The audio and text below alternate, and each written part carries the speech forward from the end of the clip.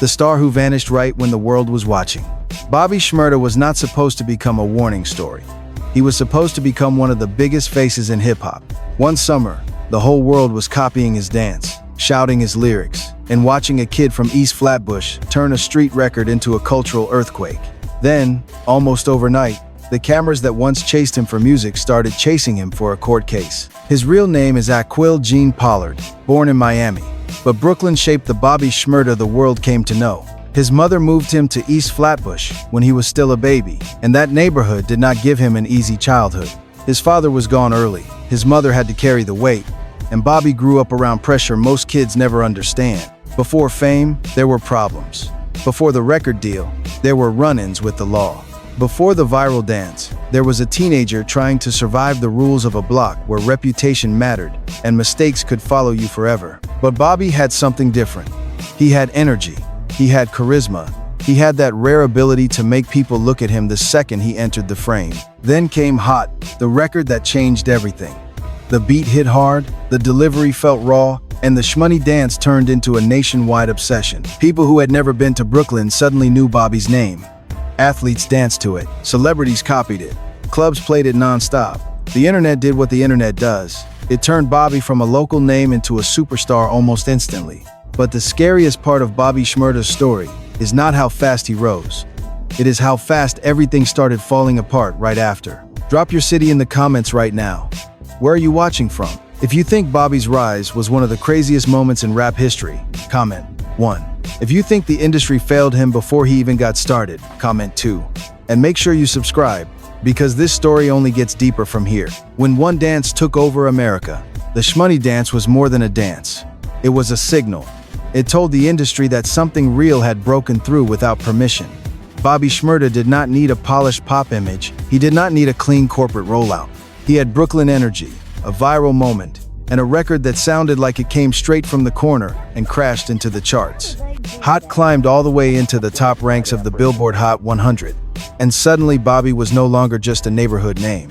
He was a national conversation. The song spread through radio, parties, social media, locker rooms, and television. Everybody wanted a piece of that movement. French Montana, Chris Brown, Fabulous, Jadakiss, Busta Rhymes, Rowdy Rebel, and more jumped around the record because they could see what was happening. Bobby had culture in his hands. And the crazy part? He was only 20 years old. Epic Records stepped in fast. A major label deal followed.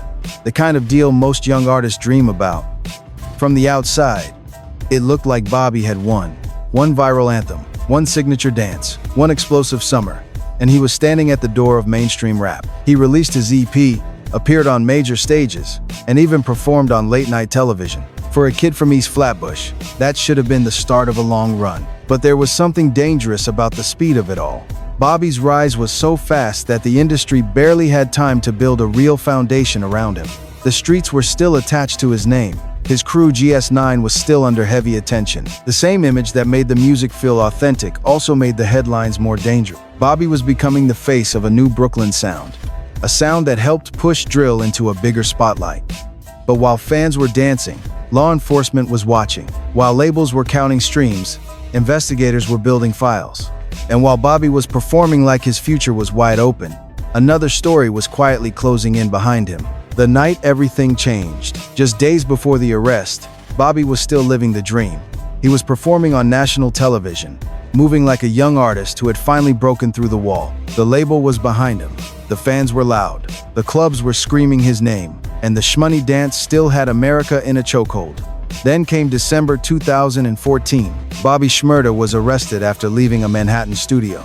Authorities also raided the studio and took multiple members of GS9 into custody. Overnight, the story changed from music to charges. The same websites that had been celebrating his viral success were now pushing headlines about conspiracy, weapons allegations, and a massive law enforcement operation. This was not treated like a small misunderstanding. It was presented as a serious case, one that involved Bobby, Rowdy Rebel, and several people connected to GS9. Bobby pleaded not guilty, but the pressure was immediate. His bail was set at $2 million, a number so high it instantly became part of the story. Even more shocking, that number was reportedly close to the size of his record deal. Think about how cruel that looked from the outside. The same industry that had rushed to profit from his image now seemed silent when his freedom was on the line. Epic Records did not post the bail. Fans started asking questions. Was Bobby just a business investment? Was the label only around when the song was hot? Was the machine finished with him the second the legal situation became complicated? Bobby's career had gone from rocket launch to courtroom drama in less than a year, and the timing made it even more painful. He had not even released a full debut album. He had not toured the world. He had not fully cashed in on the moment he created. He was at the edge of becoming a generational Brooklyn star, and suddenly, he was fighting for his life, his name, and his future. From that point on, Bobby Shmurda was no longer just a rapper with a viral hit. He became the symbol of how quickly fame can turn into a cage. The deal that changed two lives. As the case dragged on, Bobby Shmurda's story became darker. The excitement around his music slowly turned into frustration, then sadness, then disbelief.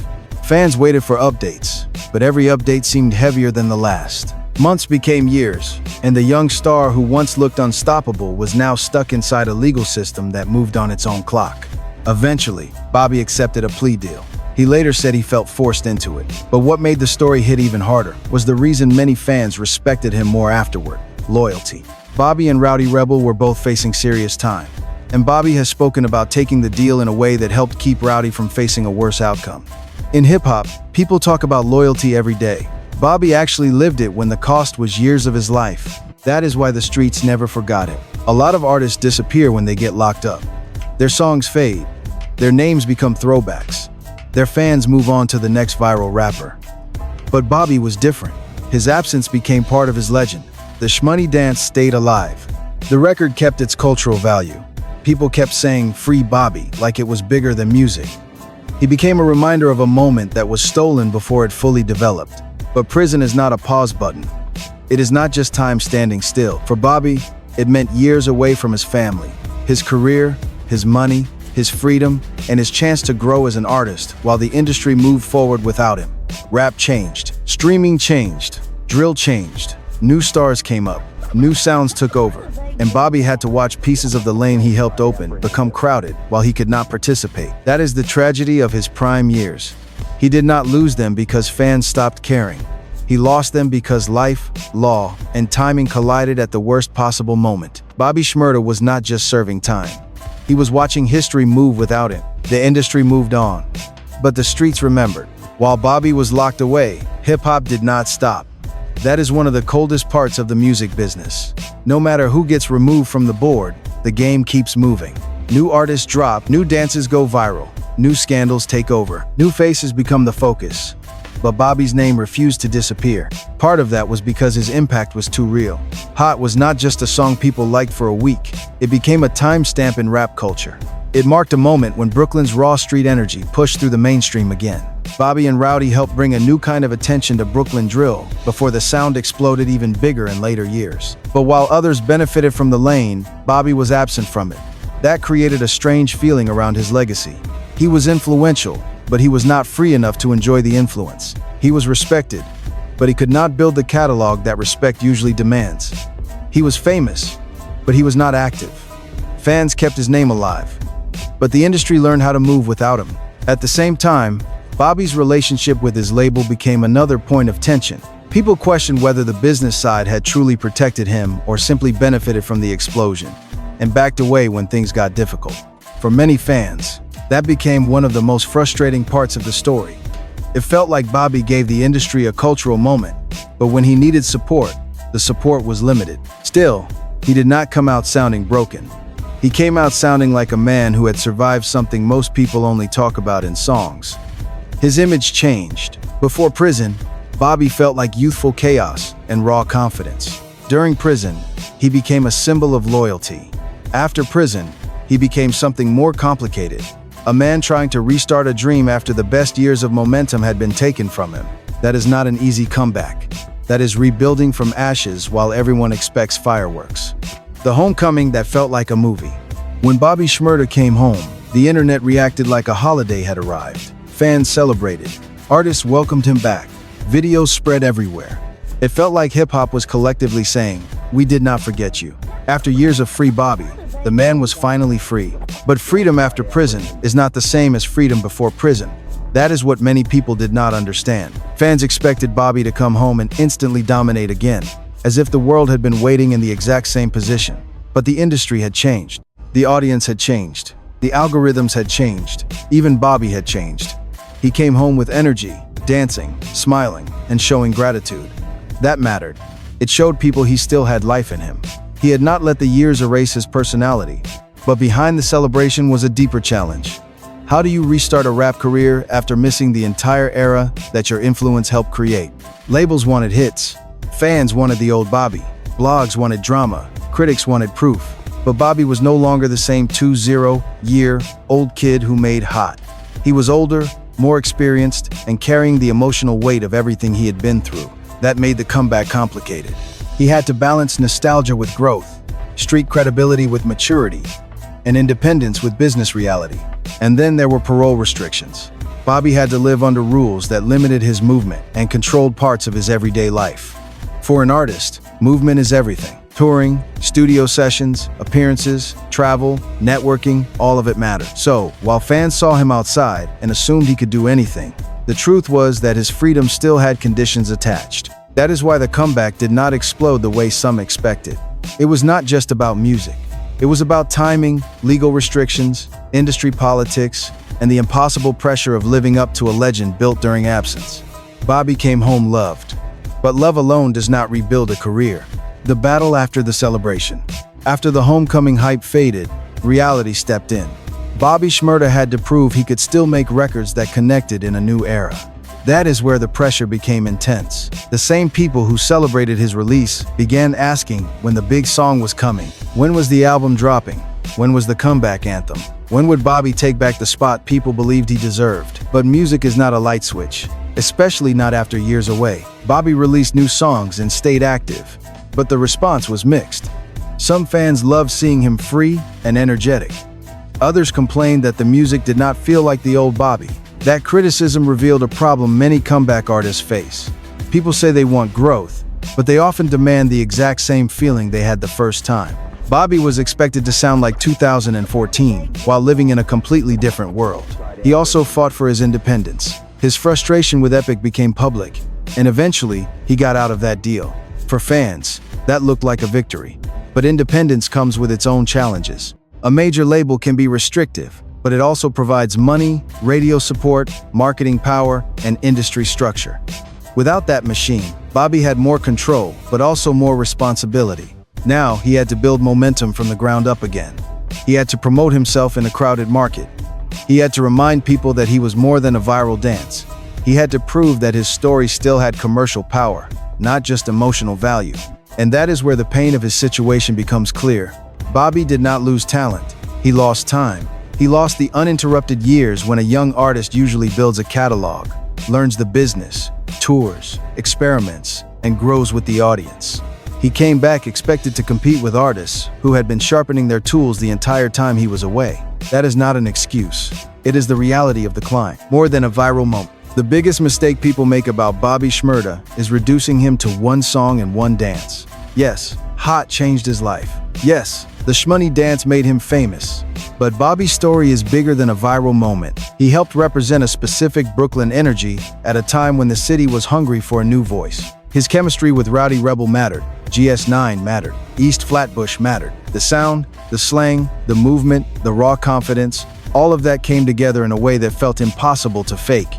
That is why the moment hit so hard. It was not polished for corporate approval. It felt like something that broke out naturally, because the energy was too strong to contain. But becoming a symbol can also trap an artist. Fans freeze you at the moment they first loved you. For Bobby, that moment was 2014. The hat in the air, the dance, the young energy, the explosive delivery. But the man who came home years later had lived a lifetime in between.